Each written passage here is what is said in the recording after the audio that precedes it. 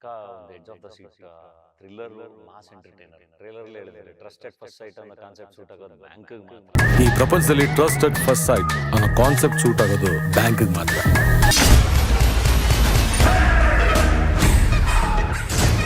Zebra ಅಂದ್ರೆ it's a mixture of black and white. ಒಂದ್ ಕಡೆ ಅವರು ವೈಟ್ ಹಾರ್ಸ್ ನ ಪ್ರತಿನಿಧಿಸಿದ್ರೆ ನೀವು ಬ್ಲಾಕ್ ಹಾರ್ಸ್ ನ ಪ್ರತಿನಿಧಿಸ್ತಿದ್ದೀರಾ. ಅಬೌಟ್ ಬ್ಲಾಕ್ ಮನಿ ಅದು ಇರುತ್ತಾ ಒಂಚೂರು ಏನಾದ್ರು?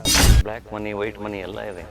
ಬ್ಲ್ಯಾಕ್ ಇಂದ ವೈಟ್ಗೆಲ್ಲ ಹೆಂಗ್ ಕನ್ವರ್ಟ್ ಮಾಡ್ತಾರೆ ಅಂತೆಲ್ಲ ನಾನು ಸುಮ್ಮನೆ ಒಂದು ಸಿಂಪಲ್ ಸೀನ್ ಹೇಳಿದಾಗ ಅವರು ಅಯ್ಯೋ ಹಿಂಗೆಲ್ಲ ಮಾಡ್ಬೋದಾ ಅಂತ ಅನ್ಸಿತ್ತು ನನಗೆ. ದುಡ್ಡಿಗಿಂತ ಬೆಲೆ ಬಾಳೋದು ಇನ್ನೇನಾದ್ರೂ ಇದೆಯಾ? ನಿಮ್ಗೆ ಯಾವತ್ತಾದ್ರೂ ಪರ್ಸನಲ್ ಲೈಫಲ್ಲಿ ಈ ತರ ಬ್ಯಾಂಕಿಂಗ್ ಸೆಕ್ಟರ್ ಅಲ್ಲಿ ಯಾವತ್ತಾದ್ರೂ ಆ ಥರದೊಂದು ಹಾಚ್ ಪಾಚುಗಳಾಗಿತ್ತ ಅಂತ?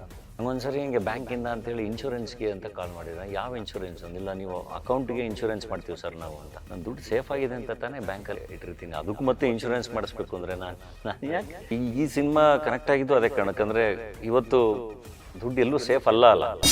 Respect is the ultimate currency. ಅದನ್ನು ನಿನ್ನಿಂದನೇ ಕಳ್ಕೊಂಡೆ. ರೀಸೆಂಟ್ ಆಗಿ ಗುರುಪ್ರಸಾದ್ ಅವರು ತೀರ್ಕೊಂಡಾಗ ಅಂತ್ಯಕ್ರಿಯೆಯಲ್ಲಿ ನೀವು ಭಾಗಿಯಾಗಿದ್ದು ಇವೆಲ್ಲ ನೋಡಿದಾಗ ಎಲ್ಲ ಒಂದ್ ಕಡೆ ಮಾನವೀಯ ಮೌಲ್ಯಗಳು ಇನ್ನೂ ಇದಾವಪ್ಪ ಜೀವಂತವಾಗಿ ಅಂತ ಅನ್ಸುತ್ತೆ. ಕೆಲವೊಂದು ಅವು ನಮ್ಮ ಕರ್ತವ್ಯ. ನಾನು ಅವ್ರ ಜೊತೆ ಒಂದು 3 ವರ್ಷ ಟೈಮ್ ಸ್ಪೆಂಡ್ ಮಾಡಿದ್ದೆ. ಸೊ ಆ ಪ್ರೀತಿಯ ಗೌರವ ಅದು ಯಾವತ್ತೂ ಇದ್ದೇ ಇತ್ತು, ಅದು ಯಾವತ್ತೂ ಇರುತ್ತೆ. ಮದುವೆ ಆಗ್ತಾ ಇದ್ದೀರಾ, ಕಾಲ ಎಳಿತಾ ಇದ್ವಿ, ಇನ್ಮೇಲೆ ಹಂಗೆ ಕೇಳೋಂಗಿಲ್ಲ, ನೀವೇ ರೀಸೆಂಟ್ ಆಗಿ ರಿವೀಲ್ ಮಾಡಿದ್ದೀರಾ. ಫೆಬ್ರವರಿ 16 ಮೈಸೂರಲ್ಲಿ ಮದುವೆ ಎಲ್ಲ ಪ್ಲಾನಿಂಗ್ ನಡೀತಾ ಇದೆ. ಸನ್ನಿತಾ ಅವ್ರ ಬಗ್ಗೆ ಒಂದೆರಡು ಮಾತು ನಮಗೋಸ್ಕರ 4 ಸಾಲುಗಳು ನೀವು ಹೇಳ್ಬೋದಾ? ಬಾ ಅಲ್ಲಿ ಕಡಲಲ್ಲಿ ತೆರೆ ತೆರೆಯ ನೊಡೆವಲ್ಲಿ, ನೀರು ಬುರುಗು ಬಿಡುವಲ್ಲಿ ಮೀಯೋಣ ಬಾ, ತೆಪ್ಪವೋ ತಾರಿಯೋ ಹರಗೋಲು ಹಡಗವೋ, ತೆರೆ ತೊಡೆ ತೊಟ್ಟಿಲನು ಏರೋಣ ಬಾ. ಮಳೆ ಬಂತು, ಮಳೆ ಬಂತು.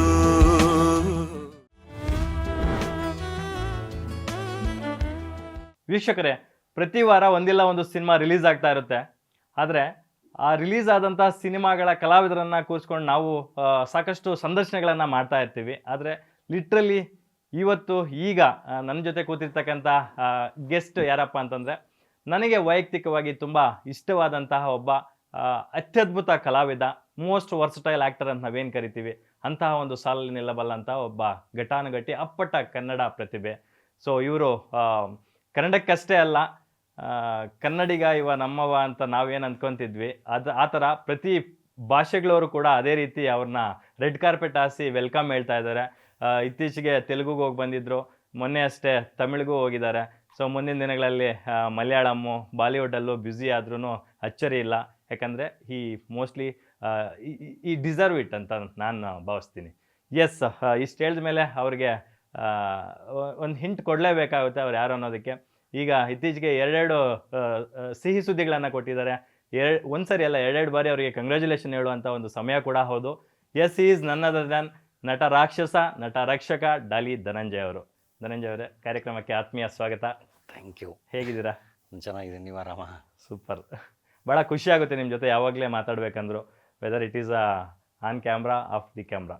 ಯಾಕಂತಂದರೆ ಕಲೆಯ ಬಗ್ಗೆ ಗೊತ್ತಿರ್ತಕ್ಕಂಥ ಒಬ್ಬ ಕಲಾವಿದನಿಗೆ ಮಾತ್ರ ಆ ಕಲೆಯ ಬೆಲೆ, ಅಂದರೆ ಯಾವ ರೀತಿಯಾದಂಥ ಸಿನಿಮಾಗಳು ಮಾಡಬೇಕು, ಯಾವ ರೀತಿಯಾದಂಥ ಕಥೆಗಳನ್ನ ಆಯ್ಕೆ ಮಾಡ್ಕೋಬೇಕು, ಎಂತಹ ಕಲಾವಿದರನ್ನು ಪೋಷಿಸಬೇಕು, ಅವ್ರಿಗೆ ಬ್ಯಾಕ್ ಬೋನಾಗಿ ನಿಂತ್ಕೋಬೇಕು ಅನ್ನೋದ್ರ ಬಗ್ಗೆ ಗೊತ್ತಿರುತ್ತೆ.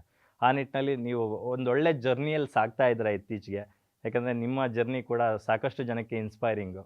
ಸೊ ಆ ನಿಟ್ಟಿನಲ್ಲಿ ಸಾಕಷ್ಟು ವಿಚಾರಗಳು ಮಾತಾಡಬೇಕು. ಮೊದಲಿಗೆ ಇದೇ ನವಂಬರ್ 22ಗೆ world wide Zebra cinema release ಆಗ್ತಾ ಇದೆ. ಅಫ್ಕೋರ್ಸ್ ನಮ್ಮ ಕನ್ನಡದ ಸಿನಿಮಾ ಅಲ್ಲ ಅಂತಂದರೂ ಕೂಡ ಕನ್ನಡಕ್ಕೂ ಡಬ್ ಆಗಿ 5 ಭಾಷೆಯಲ್ಲಿ ಪ್ಯಾನ್ ಇಂಡಿಯಾ ರಿಲೀಸ್ ಮಾಡ್ತಾ ಇದ್ದೀರಾ. ನಿಮ್ಮದು ಫುಲ್ ಫ್ಲೆಜ್ಡ್ ತೆಲುಗು ಸಿನಿಮಾ ಅಂದರೂ ತಪ್ಪಾಗಲ್ಲ. ಜೀಬ್ರಾ ನಿಮ್ಮ ಕರಿಯರ್ಗೆ ಎಷ್ಟು ಸ್ಪೆಷಲ್ಲು, ಯಾಕೆ? ಪುಷ್ಪ ನಂತರ ಮತ್ತೆ ತೆಲುಗು ಯಾವುದು ಮಾಡಿರಲಿಲ್ಲ. ಸೊ ಅಲ್ಲಂದರೆ ಕತೆಗಳು ಕೇಳ್ತಾ ಇದ್ದೆ, ಅಲ್ಲೂ ಕೇಳ್ತಾ ಇದ್ರು ಯಾಕೆ ಮಾಡ್ತಿಲ್ಲ ಅಂತ. ಸೊ ಅಂದರೆ ಏನಾದರೂ ಮಾಡಿದ್ರೆ, ಈಗ ಇಲ್ಲೂ ಸಿನಿಮಾಗಳು ಮಾಡ್ತಿರ್ತೀನಿ ತುಂಬ, ಅಲ್ಲೂ ಏನಾದರೂ ಮಾಡಬೇಕು ಅಂದರೆ ಏನಾದರೂ ಡಿಫ್ರೆನ್ಸ್ ಮಾಡೋವಂಥ ಪಾತ್ರ ಬಂದರೆ, ಡಿಫ್ರೆನ್ಸ್ ಮಾಡೋವಂಥ ಕಥೆ ಬಂದರೆ ಮಾಡೋಣ ಅಂತ ಹೇಳಿ ಕಾಯ್ತಾ ಇದ್ದೆ. ಹಂಗೆ ಬಂದಿದ್ದು ಜೀಬ್ರಾ. ತುಂಬ ಚೆನ್ನಾಗಿ ಬರ್ಕೊಂಬಂದಿದ್ರು ಈಶ್ವರು. ಮೈಸೂರಲ್ಲಿ ನಾನು ಕತೆ ಕೇಳಿದೆ, ವಯಸ್ಸಳ ಶೂಟಿಂಗ್ ಟೈಮಲ್ಲಿ ಕತೆ ಕೇಳಿದ್ದು. ಅಂದರೆ ನಮ್ಮ ನಡುವೆನೇ ನಡೀತಾ ಇರೋ ಎಷ್ಟೊಂದು ವಿಷಯಗಳು ನಮಗೆ ಗೊತ್ತಿರಲ್ಲ. ಡೈಲಿ ಬ್ಯಾಂಕ್ ಹೋಗ್ತಾ ಇರ್ತೀವಿ, ಡೈಲಿ ಟ್ರಾನ್ಸಾಕ್ಷನ್ಸ್ ಮಾಡ್ತಾ ಇರ್ತೀವಿ. ಸೊ ಅದೊಂದು ಬ್ಯಾಂಕಿಂಗ್ ಸೆಕ್ಟರ್ ಕತೆನ ಮಾಡ್ಕೊಂಬಂದಿದ್ರು. ಓಕೆ. ಆ್ಯಂಡ್ ಹೊಸ ಕತೆ, ನಾನು ಇಷ್ಟು ದಿನ ಈ ಥರದ ಕತೆನ ನೋಡೂ ಇರಲಿಲ್ಲ, ಕೇಳೂ ಇರಲಿಲ್ಲ. ಆ್ಯಂಡ್ ಅಂದರೆ ಫೈನಾನ್ಷಿಯಲ್ ಕ್ರೈಮ್ಸ್ ರೆಗ್ಯುಲರಾಗಿ ನಡೀತಾನೆ ಇರುತ್ತೆ. ಅವತ್ತಿನ ಕಾಲದಿಂದ ಇವತ್ತಿನ ಕಾಲದವರೆಗೂ ನಡೀತಾನೆ ಇರುತ್ತೆ. ಕ್ರಿಯೇಟಿವ್ ಆಗಿ ಯಾವುದೇ ಸಿಸ್ಟಮಲ್ಲಿರೋ ಲೂಪ್ ಹೋಲ್ಸ್ಗಳನ್ನ ಇಟ್ಕೊಂಡು ಕ್ರೈಮ್ಗಳು ಮಾಡ್ತಾನೆ ಇರ್ತಾರೆ. ಅದು ಸಿಗಾಕೊಂತಿರುತ್ತೆ. ಬಟ್ ಇನ್ನೊಂದೇನೋ ಇಟ್ಕೊಂಡು ಇನ್ನೊಂದು ಕ್ರೈಮ್ ಮಾಡ್ತಾರೆ ಆ ಥರ. ಸೊ ನಾನು ಆ ಥರ ಕ್ರೈಮ್ಸ್ಗಳ ಬಗ್ಗೆ ಎಲ್ಲ ಕೇಳಿದ್ದೆ. ಇದು ಕಥೆಯಲ್ಲಿ ಅವರು ಅದನ್ನು ಎಷ್ಟು ಚೆನ್ನಾಗಿ ಅದನ್ನೆಲ್ಲ ಇಟ್ಕೊಂಡು ಕತೆ ಪ್ಲ್ಯಾನ್ ಮಾಡಿದರು ಅಂದರೆ ಕೇಳ್ತಿದ್ದಂಗೆ ತುಂಬ ಇಷ್ಟ ಆಯಿತು. ಹಾಗಾಗಿಲ್ಲ ಇದು ಮಾಡೋಣ. ಆ್ಯಂಡ್ ದುಡ್ಡು ಬ್ಯಾಂಕ್ ಅಂತಿದ್ದಂಗೆ ಎಲ್ರಿಗೂ ಕನೆಕ್ಟ್ ಆಗುತ್ತೆ, ಎಕ್ಸಾಕ್ಟ್, ಎಲ್ರಿಗೂ ಅರ್ಥ ಆಗುತ್ತೆ. ಸೊ ಆ್ಯಂಡ್ ಈಶ್ವರ್ ಪೆಂಗ್ವಿನ್ ಅಂತ ಒಂದು ಸಿನಿಮಾ ಮಾಡಿದರು ತಮಿಳಲ್ಲಿ, ಆಲ್ರೆಡಿ ಲಾಕ್ಡೌನಲ್ಲಿ ರಿಲೀಸ್ ಆಗಿದ್ದಂಥ ಸಿನಿಮಾ ನೆಟ್ಫ್ಲಿಕ್ಸಲ್ಲಿ. ಆ್ಯಂಡ್ ಅದ್ಭುತವಾದ ಸ್ಟಾರ್ ಕಾಸ್ಟ್ ಇತ್ತು ತೆಲುಗುವಿಂದ. ನಮ್ಮ ಸತ್ಯದೇವ್ ಇರಲಿ, ಸುನೀಲ್ ಅವರಿರಲಿ, ಕಟ್ಟಪ್ಪ ಸತ್ಯರಾಜ್ ಅವರಿರಲಿ, ಸತ್ಯ ಅಕಾಲ ಜೀಬ್ರಾದಲ್ಲಿ ನಮ್ಮನೆಲ್ಲ ನಗ್ಸಕ್ಕೆ ಅಂತ ಇರೋದು. ಸೊ ಇಷ್ಟೊಳ್ಳೆ ಸ್ಟಾರ್ ಕಾಸ್ಟು ಆ್ಯಂಡ್ ಒಳ್ಳೆ ನಿರ್ಮಾಪಕರುಗಳಿದ್ರು. ಓಕೆ, ಈ ಥರದೊಂದು ಸಿನಿಮಾ ಟ್ರೈ ಮಾಡೋಣ ಅಂತ ಹೇಳಿ ಜೀಬ್ರಾ ಶುರುವಾಗಿದ್ದು. ಇದನ್ನು ಕೋಇನ್ಸಿಡೆಂಟಾ ಹೇಗೆ ಅಂತಕ್ಕಂಥದ್ದು, ದುಡ್ಡು, ಕೋಟಿ, ಕರೆನ್ಸಿ, ಬ್ಯಾಂಕು, ಇದೆಲ್ಲ ಕೋಇನ್ಸಿಡೆಂಟಾಗಿ ರೀಸೆಂಟಾಗಿ ಕೋಟಿ ಅಂತ ಒಂದು ಸಿನಿಮಾ ಬಂತು ಕನ್ನಡದಲ್ಲಿ. ಅದು ಥರ ಕಾಮನ್ ಆಡಿಯನ್ಗೆ ಕನೆಕ್ಟ್ ಆಗುವಂಥ ಒಂದು ಸಿನಿಮಾ ಆಗಿತ್ತು. ಸಾಕಷ್ಟು ಜನಕ್ಕೆ ಕನೆಕ್ಟ್ ಆಗ್ತಾ ಇತ್ತು. ಜೊತೆಗೆ ಇದರಲ್ಲೂ ನೀವು ಟ್ರೂ ಇವೆಂಟ್ಸ್ ಬೇಸ್ಡ್ ಅಂತ ಒಂದು ಮೆನ್ಷನ್ ಮಾಡಿದ್ದೀರಾ. ಸೊ ನೈಜ ಘಟನೆ ಆಧಾರಿತ ಒಂದಷ್ಟು ಇನ್ಸಿಡೆಂಟ್ಸ್ನ ಇಟ್ಕೊಂಡು ಮಾಡಿರ್ತಕ್ಕಂಥ ಸಿನಿಮಾ ಅಂತ. ಇದು ಕೋಇನ್ಸಿಡೆಂಟಾ ಹೇಗೆ ನಿಮಗೆ ಬ್ಯಾಕ್ ಟು ಬ್ಯಾಕ್ ಈ ಥರದ್ದೇ ಒಂದು ಕತೆಗಳು ಸಿಗ್ತಾ ಇರ್ತಕ್ಕಂಥದ್ದು? ಗೊತ್ತಿಲ್ಲ, ಕೋಇನ್ಸಿಡೆನ್ಸೇ ನನಗೆ. ಈಗ ಕೋಟಿ ಕತೆ ಹೇಳಿದಾಗ ಅಥವಾ ಜೀಬ್ರಾ ಕತೆ ಹೇಳಿದಾಗ ಎಲ್ಲ ದುಡ್ಡಿನ ಬಗ್ಗೆನೇ ಇದೆ. ಬಟ್ ಎರಡು ಬೇರೆ ಬೇರೆ ಥರದ್ದು ಸಿನಿಮಾ. ಓಕೆ, ನಿಮಗೆ ಕೋಟಿ more of a family connection ಕೊಡುವಂಥ ಸಿನಿಮಾ ಆದರೆ ಇದು ಪಕ್ಕಾ ಒಂದು edge of the seat thriller, mass entertainer. Okay, ನಿಮಗೆ ಸಿನಿಮಾ ಶುರುವಾಗಿ ಮುಗಿಯೋವರೆಗೂ ನಿಮ್ಮನ್ನು ಒಳಗೆ ಎಳ್ಕೊಂಡು ಕೂರಿಸ್ಕೊಳ್ಳುತ್ತೆ ಸಿನಿಮಾ. ನೀವು ಆ ಕಡೆ ಈ ಕಡೆ ಒಂದು 5 ಸೆಕೆಂಡು ಮಿಸ್ ಆದರೆ ನಿಮಗೆ ಲಿಂಕ್ಗಳು ಅರ್ಥ ಆಗದೇ ಇರೋ ಚಾನ್ಸಸ್ ಇರುತ್ತೆ. ಸೊ ಕಂಪ್ಲೀಟಾಗಿ ಕುತ್ಕೊಂಡು ಫೋಕಸ್ ಮಾಡಿ ನೋಡಬೇಕಾಗಿರೋಂಥ ಸಿನಿಮಾ ಜೀಬ್ರಾ. ಅಷ್ಟು ಚೆನ್ನಾಗಿ ಪ್ರತಿಯೊಂದನ್ನು ಲಿಂಕ್ ಮಾಡಿದ್ದಾರೆ. ಅಂದರೆ ಒಬ್ಬ ಕಾಮನ್ ಮ್ಯಾನ್, ಒಬ್ಬ ಬ್ಯಾಂಕರ್ ರೋಲು ಸತ್ಯದೇವ್ ಅವ್ರದ್ದು, ಒಂದು ಕಡೆ ಒಂದು gangster world, money laundering world ನಂದು. ಓಕೆ, ಸೊ ಆ ಎರಡೂ ವರ್ಲ್ಡ್ಗಳು ಕೊಲೈಡ್ ಆಗಿ, ಸೊ ಆ ಸಿಸ್ಟಮ್ನ ಲೂಪೋಲ್ಗಳನ್ನ ಇಟ್ಕೊಂಡು ಏನೇನೆಲ್ಲ ಮಾಡ್ತಾರೆ, ಏನೇನು ಮಾಡೋಕ್ಕೆ ಸಾಧ್ಯ ಇದೆ ಅನ್ನೋದನ್ನು ಸಿನಿಮಾದಲ್ಲಿ ತುಂಬ ಚೆನ್ನಾಗಿ ಕಟ್ಟಿದ್ದಾರೆ. ನಾನು ಸಾಕಷ್ಟು ಬ್ಯಾಂಕ್ ಹೆಸರುಗಳನ್ನ ಕೇಳಿದ್ದೀನಿ. ಇದ್ಯಾವುದು BOT ಅಂತ, ಬ್ಯಾಂಕ್ ಆಫ್ ಟ್ರಸ್ಟ್? ಅಲ್ಲ, ಈಗ ಅದನ್ನೇ ಈಗ ಟ್ರೇಲರ್ಲಿ ಹೇಳಿದ್ದಾರೆ, ಟ್ರಸ್ಟೆಡ್ ಫಸ್ಟ್ ಸೈಟ್ ಅನ್ನೋ ಕಾನ್ಸೆಪ್ಟ್ ಸೂಟ್ ಆಗೋದು ಬ್ಯಾಂಕಿಗೆ ಮಾತ್ರ ಅಂತ. ಎಕ್ಸಾಕ್ಟ್ಲಿ. ಸೊ ಯಾವಾಗಲೂ ಬ್ಯಾಂಕಲ್ಲಿ ನಮ್ಮ ದುಡ್ಡು ಸೇಫ್. ಅದು ಅಂದರೆ ಬ್ಯಾಂಕಲ್ಲಿ ದುಡ್ಡಿದೆ ಅಂದರೆ ಸೇಫ್ ಆಗಿದೆ ಅಂತ ನಾವು ಆರಾಮಾಗಿ ಇರ್ತೀವಲ್ಲ. ಎಕ್ಸಾಕ್ಟ್ಲಿ. ಸೊ ವಾಟ್ ಇಫ್ ಈಗ ನಮ್ಮ ದುಡ್ಡಲ್ಲಿ ಸೇಫಾಗಿ ಇಲ್ಲ ಅಂದರೆ ಅಥವಾ ಡೆಫಿನೆಟ್ಲಿ ಸೇಫಾಗಿರುತ್ತೆ, ಸೇಫಾಗಿರೋದಕ್ಕೆ ಇಟ್ಟಿರ್ತೀವಿ. ಬಟ್ ಒಳಗಡೆ ಅದನ್ನ ಇಟ್ಕೊಂಡು ಏನೇ ನಡೀತಿರ್ಬೋದು. ಎಕ್ಸಾಕ್ಟ್ಲಿ. ಈಗ ನಾವೇ ರೀಸೆಂಟಾಗಿ ಒಂದು ಕರ್ನಾಟಕದಲ್ಲಿ ಬಹುದೊಡ್ಡ ಹಗರಣ, ನಿಮ್ಮನ್ನು ಅದನ್ನು ಎಳೆಯೋಕ್ಕೆ ಇಷ್ಟಪಡಲ್ಲ, ನಿಮ್ಮನ್ನು ಅದರೊಳಕ್ಕೆ ನಾವು ಸುಮ್ಮನೆ ಒಂದು ಎಕ್ಸಾಂಪಲ್ ಕೊಡೋದಾದರೆ, ರೀಸೆಂಟಾಗಿ ಕೋಟ್ಯಾಂತರ ರೂಪಾಯಿ ಯಾವುದಕ್ಕೋ ಯಾರಿಂದನೋ ಬಳಕೆ ಮಾಡಿಬಿಟ್ಟಿದ್ರು, ಅದು ದೊಡ್ಡ ಇಶ್ಯೂ ಆಗಿತ್ತು. ಸೊ ಆ ಥರ ನಮಗೆ ನೋಡೋದಕ್ಕೆ ಒಂಥರ ಇರುತ್ತೆ, ಬ್ಯಾಕ್ಡ್ರಾಪಲ್ಲಿ ಇನ್ನೇನೋ ನಡೀತಾ ಇರುತ್ತೆ, ಏನು ಬೇಕಾದ್ರೂ ನಡೀತಿರ್ಬೋದು. ನಿಮ್ಗೆ ಅದೇ ಥರದ ಕತೆ ಜೀಬ್ರಾ. ನನಗೆ ಅದಕ್ಕೇ ಅದು ಕನೆಕ್ಟ್ ಆಗಿದ್ದು. ಸಿನಿಮಾ ನೋಡಿದಾಗ್ಲೂ ನನಗೆ ಹಿಂಗೆ ಕುತ್ಕೊಂಡು ನೋಡ್ತಾ ಇದ್ದೆ. And at the same time surprising elements, ಹಿಂಗೆಲ್ಲ ಇದೆಯಾ, ಹಿಂಗೆಲ್ಲ ಯೋಚನೆ ಮಾಡ್ಬೋದಾ, ಹಿಂಗೆಲ್ಲ ನಡೆಯುತ್ತಾ ಅಂತ. ಬಟ್ ಅದೆಲ್ಲದೂ ನಡೆದಿದೆ. ಟೈಟ್ಲಲ್ಲೇ ಇದೆ ಜೀಬ್ರಾ ಅಂದರೆ it's a mixture of black and white. So ನೀವು ಅದರ ಪರ್ಸೋನಿಫೈ ಆಗಿ ನೀವು ಮತ್ತು ಸತ್ಯದೇವ್ ಅವರಿದ್ದೀರಾ. ಒಂದು ಕಡೆ ಅವರು ವೈಟ್ ಹಾರ್ಸ್ನ ಪ್ರತಿನಿಧಿಸಿದ್ರೆ ನೀವು ಬ್ಲ್ಯಾಕ್ ಹಾರ್ಸ್ನ ಪ್ರತಿನಿಧಿಸ್ತಿದ್ದೀರಾ. ಹಾಗಾಗಿ ಇಟ್ಸ್ ಅಬೌಟ್ ಬ್ಲ್ಯಾಕ್ ಮನಿ ಅದು ಇರುತ್ತಾ ಒಂಚೂರು ಏನಾದರೂ? ಬ್ಲ್ಯಾಕ್ ಮನಿ, ವೈಟ್ ಮನಿ ಎಲ್ಲ ಇದೆ. ಬ್ಲ್ಯಾಕಿಂದ ವೈಟ್ಗೆಲ್ಲ ಹೆಂಗೆ ಕನ್ವರ್ಟ್ ಮಾಡ್ತಾರೆ ಅಂತೆಲ್ಲ ನಾನು ಸುಮ್ಮನೆ ಒಂದು ಸಿಂಪಲ್ ಸೀನ್ ಹೇಳಿದಾಗ ಅವರು ಅಯ್ಯೋ ಹಿಂಗೆಲ್ಲ ಮಾಡ್ಬೋದಾ ಅಂತ ಅನಿಸಿತ್ತು ನನಗೆ. ಸೊ ಅದೇನೋ ಅಂದರೆ ನಮಗೆ ಗೊತ್ತಿಲ್ಲದೆ ಇರೋದು ತುಂಬ ವಿಷಯಗಳಿದೆಯಲ್ಲ ಜಗತ್ತಲ್ಲಿ.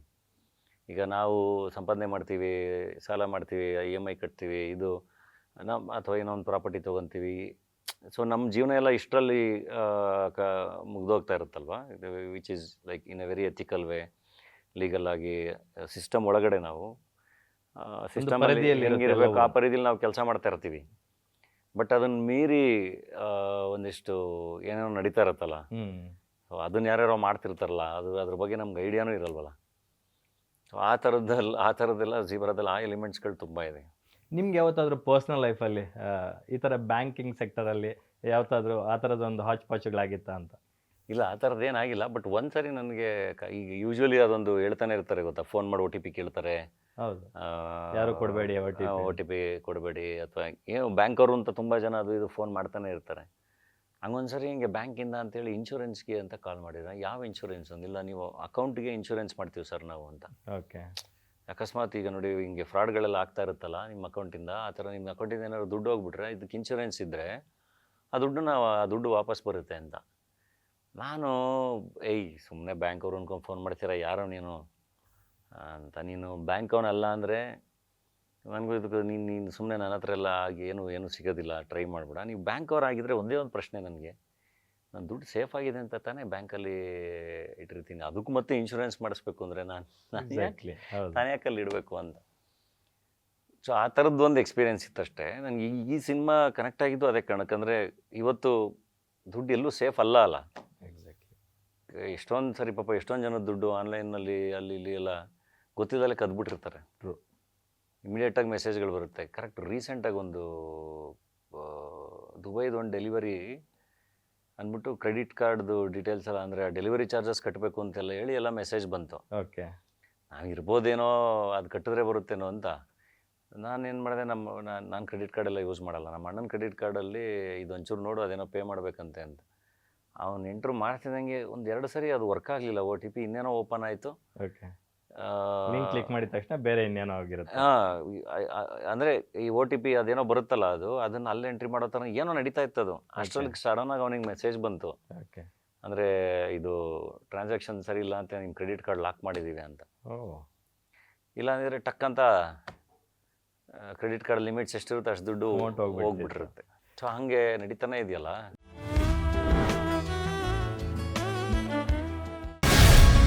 ಗ್ಯಾರಂಟಿ ನ್ಯೂಸ್, ಸುದ್ದಿ ಖಚಿತ, ನ್ಯಾಯ ನಿಶ್ಚಿತ.